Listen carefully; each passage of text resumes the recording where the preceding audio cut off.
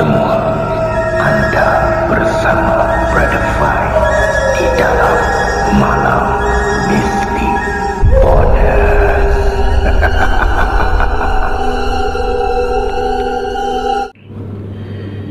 Okey, ini adalah kisah yang datang daripada novelis Iskandar Zulfakar.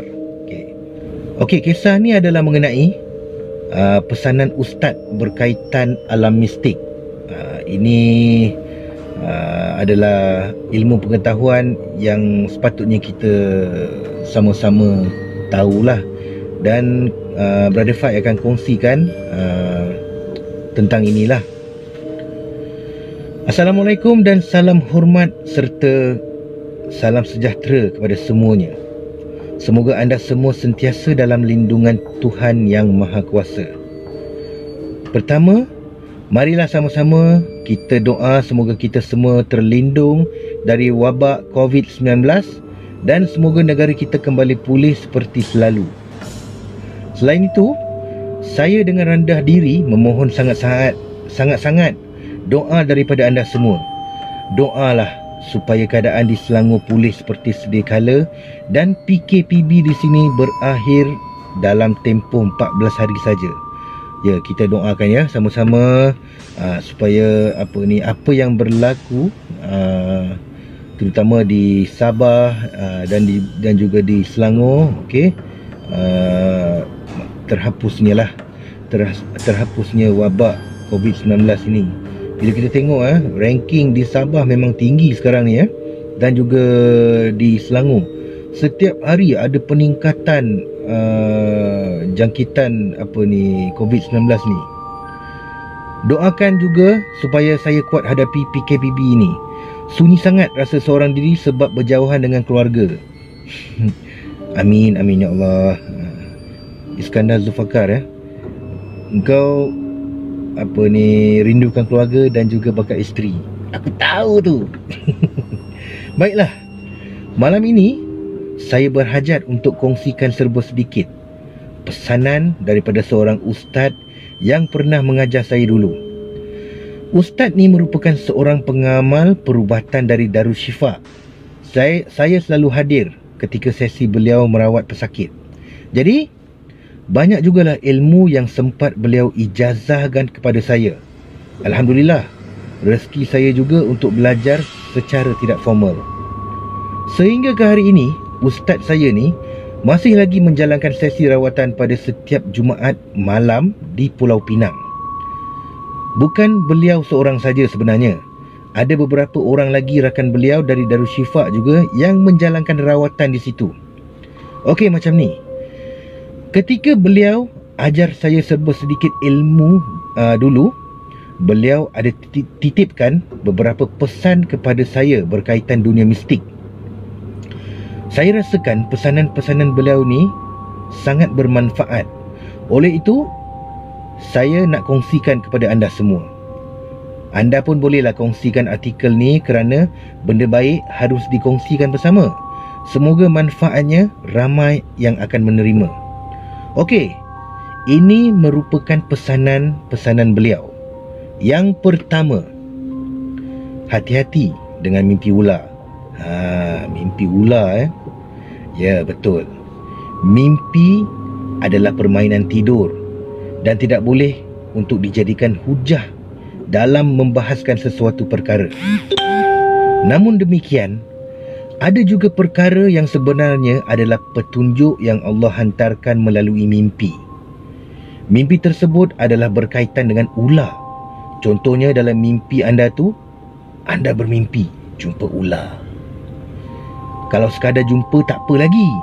Sebaliknya, kalau anda mimpi jumpa ular kemudian anda dipatuk ular tersebut,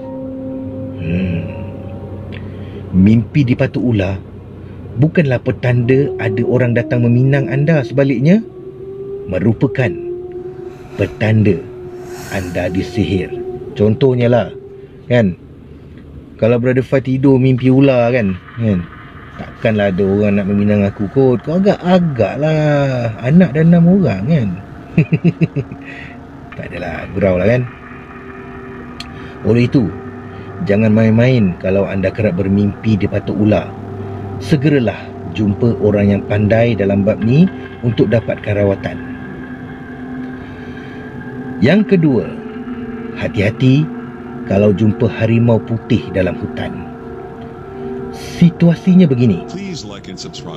Katakanlah anda seorang pendaki gunung ataupun seorang yang minat jungle trekking. Anda pun redahlah hutan dan tiba-tiba terserempak dengan seekor harimau berwarna putih belang hitam yang saiznya sangat besar. Kemungkinan besar itu bukan harimau biasa, sebaliknya adalah jelmaan jin. Nak tahu tak, beza haiwan betul dengan jelmaan jin ni mudah je. Kalau jelmaan jin, haiwan tu akan besar sangat, besar yang tak boleh diterima akal. Contohnya harimau. Harimau tu sebesar badak sumbu. Kau bayangkan logik tak? Memang tak logik lah kan?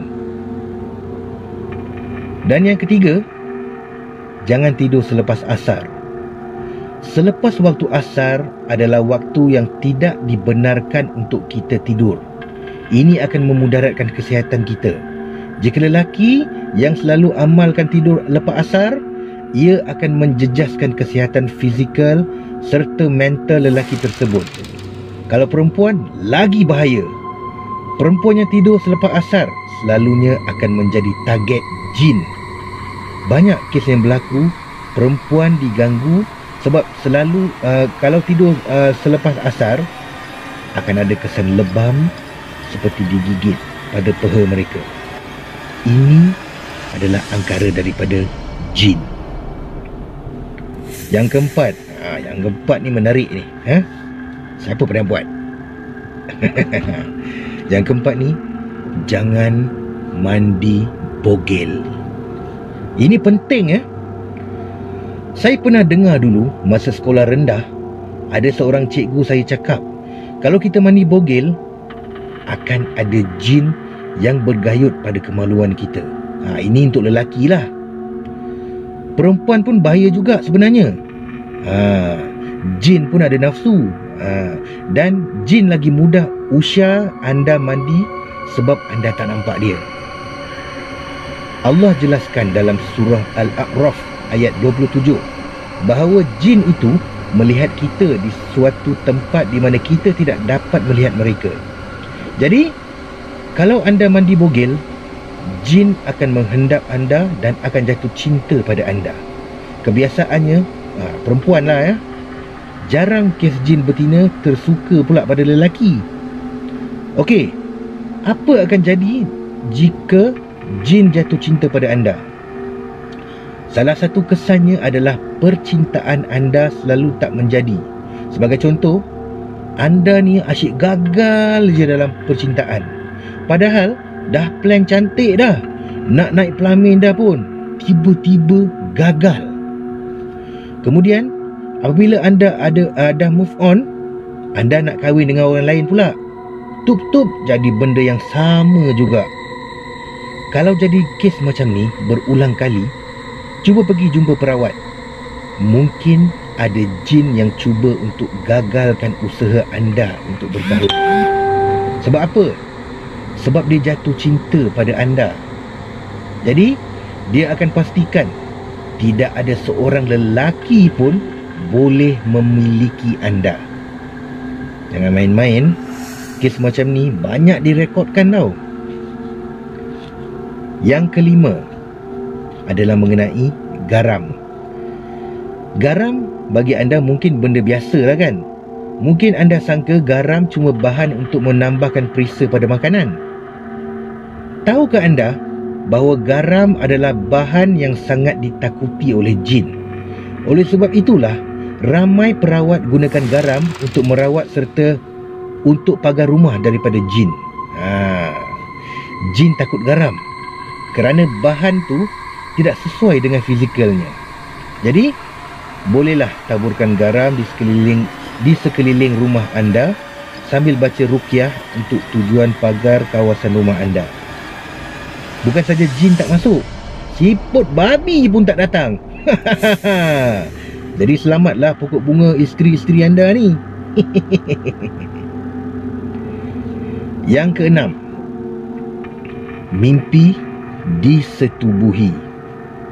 Ini Brother Fai bukan cerita lucah tau. Ini adalah ilmu pengetahuan. Okey, mindset kita nak kena baguslah untuk kita timba ilmu pengetahuan ni. Okey, yang keenam ni, mimpi disetubuhi. Ini untuk wanita saja. Kalau lelaki, mimpi disetubuhi lain macam sangat bunyi tu. Lain tu. Okey, ada dua keadaan. Pertama, anda mimpi ada satu makhluk yang anda tak kenal rupanya. Contohnya, makhluk besar dan berbulu hitam legam datang dan menyetubuhi anda. Satu lagi keadaan, anda kenal orang dalam mimpi anda tu. Dalam mimpi anda tu, anda terdiam, tak mampu buat apa-apa, dan orang itu pun menyetubuhi anda. Bagi keadaan pertama, itu adalah jin. Boleh jadi jin liar maupun yang dibela oleh generasi anda yang terdahulu, iaitu saka lah kan. Bagi situasi kedua pula, ini adalah kerja buatan orang yang anda nampak dalam mimpi itu dengan bantuan ilmu hitam. Ilmu ni digelar ilmu pelet. Dengan cara ilmu ini, seseorang tu boleh menyetubuhi anda dengan cara dalam mimpi. Bahaya tu kan. Kalau terjadi pada anda, saya mohon sangat, pergilah jumpa segera dengan perawat yang betul-betul dipercayai. Jangan malu untuk pergi dapatkan rawatan, kerana dibimbangi kesannya yang cukup parah nanti. Yang ketujuh, rasa ada benda bergerak-gerak dalam badan.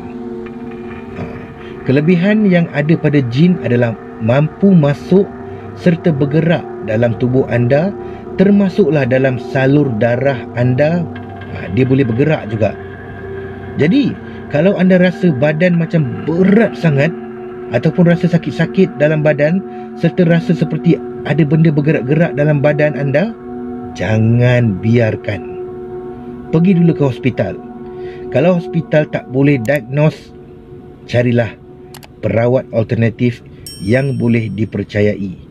Dibimbangi ini angkara makhluk halus. Janganlah jumpa yang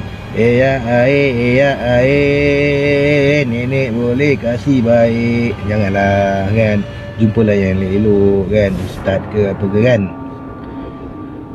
Baiklah, setakat itu dululah. Nanti kalau saya ingat lagi, saya sambung lagi ya. Ustaz itu pun dah merawat ramai orang, jadi banyak dah pengalaman beliau. Semoga bermanfaat buat anda semua. Okey, boleh klik butang share untuk kongsikan artikel ini supaya ramai lagi dapat menerima manfaatnya. Sekian, terima kasih.